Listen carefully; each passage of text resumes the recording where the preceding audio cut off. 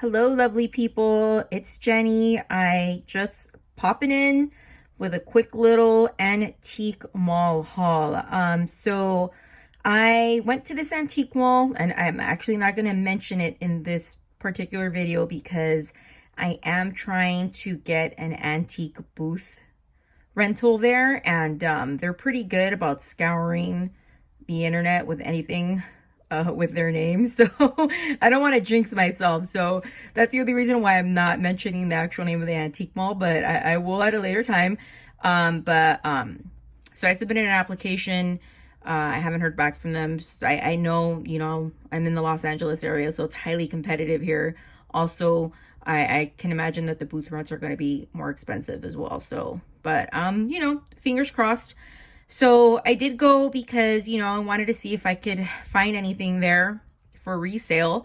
And I found a few things, but for the most part, everything was pretty much priced at retail. And some things were priced even above retail. And my only explanation for that is that, the vendors are trying to recoup some of their booth rental because, some items were priced a lot higher than, and I know in Los Angeles pricing for vintage goods is going to be higher either way. But it was high. I have a good idea of what prices are across the board. So, I wasn't intending to buy this little collection here. It added up. When I checked that, I was like, oh dang, I wasn't expecting that. But most of the vendors did have 15% off, so that was cool. And I was happy to buy because, as someone who sells vintage clothing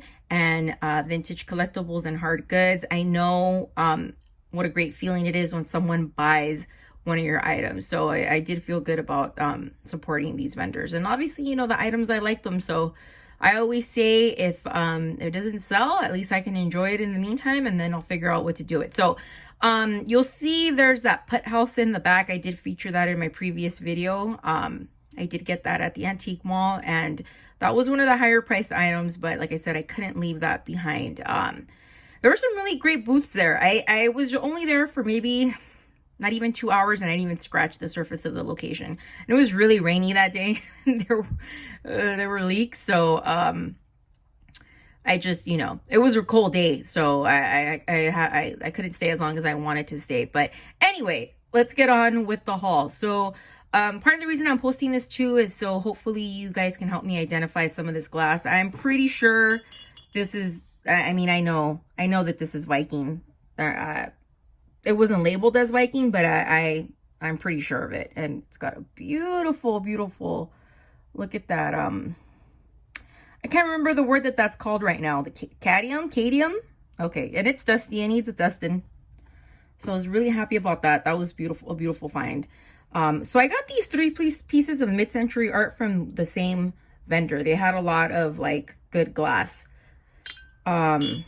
This picture was labeled as Blanco. I personally haven't been able to find anything online like this for Blanco, but I thought the color was stunning because it's like a chartreuse. I don't have a black light, so I can't see if this glows. It might glow, but there's the ponto mark. I don't know. It looks a little rough, so I don't know what happened there. But I love these little mini pictures. They're small. They're only like 5-6 inches tall. And this one I thought was also incredibly unique in the color. This was also labeled as Blanco. I don't know. I haven't been able to find any online like this. So if anybody knows what color this is or if this is even Blanco, let me know. But the ponto mark on this one is a lot smoother. But yeah, this is just beautiful. I love this. Stunning color.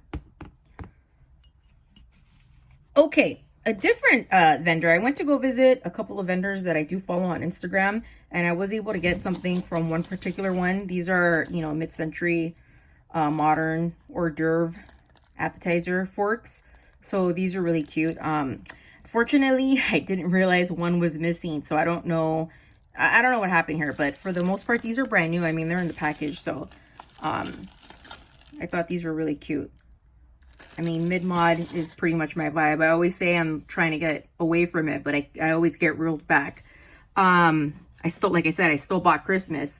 This guy, I don't know what's going on here, but he was a great price, so I couldn't even leave him behind. It was like one of the first things I found. I think it was misplaced. It was just like randomly in the antique mall. Someone must have picked it up and left it behind.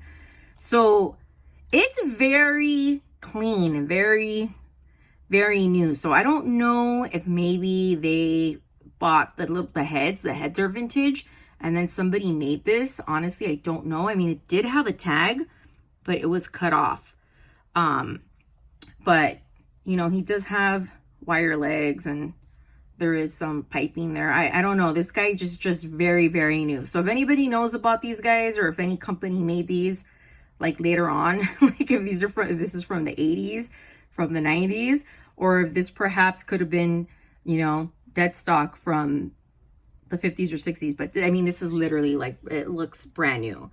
But you know, he's super cute. He's still, even if it's a modern reproduction, it's a really good one. This box, oh gosh, so I wish I knew what this booth was called because it was beautiful. There's another, her name is Amanda's Mercantile. I love her channel. She has a booth, an antique booth in, is she in Pennsylvania? I don't know.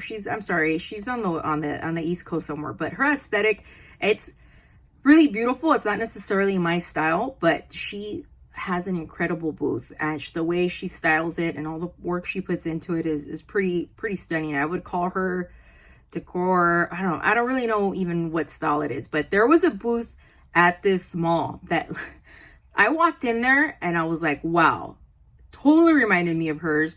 I wonder if she watches her on YouTube, to be honest. But, and her prices were really good. You know, I wish more of her items would have been my jam. I would have picked up more things from there. But this box, I couldn't leave it behind. It's like a decoupaged wood jewelry box. It's like really beautiful. Probably have this in a Valentine's Day sale. So let me open this up. So this is really nice. And this was like a really fair price. So, but she had a beautiful booth, man. Like literally it was like walking into like a store. I gotta give some of these vendors a lot of credit. They really do a really great job of setting up or resetting. I guess they call it a reset of, you know, preparing their booths. It's just beautiful. So I don't know what her name is. That booth did not have a name on it, so I don't know. And then again, there's the little pets house that I featured in my previous video. That was what set off buying the other ones from eBay. So this is what I got, you guys. Not a lot. What do we have? 1, 2, 3, 4, 5, 6, 7 items. And it added up quickly. You know, I mean, are there deals to be found at an antique mall? Yes, probably. But, you know, you really have to take your time. And, you know, I guess it depends what market you're in, you know, but I'm in Los Angeles and things are just more expensive here. So that's just the way it is. So, any feedback on these little pictures would be greatly appreciated. Even if you could give me the color, the style, that would be fantastic. Again, she called it Blanco. She labeled both of them Blanco. And then I know that this is Viking. I know this is from the Viking Epic line. So, all right, guys, thank you so much for watching. I really appreciate you being here. If you care to subscribe, please subscribe. I would really appreciate if you followed me on Instagram, Spruce and Gussie. That's where I list most of my items. I haven't had a drop there in a couple of weeks because, you know, I have been under the weather. I'm starting to feel better, so hopefully I'll have some items listed there next week, okay? Have a great rest of your day, and I will see you in the chats, or I will see you in the comments. All right, take care.